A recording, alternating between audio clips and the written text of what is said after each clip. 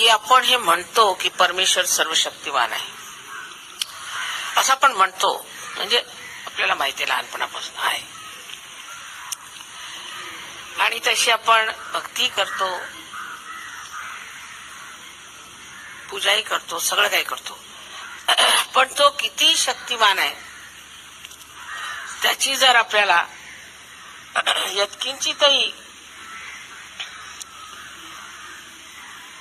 यत्किंचितही जर कल्पना आली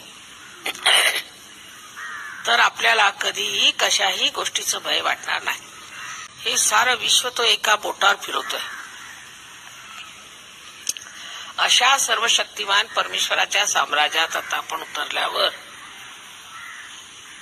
कोण आपल्याला त्रास देऊ शकणार आहे? कोणाची अशी हिंमत आहे जो आपल्याला त्रास देऊ शकेल?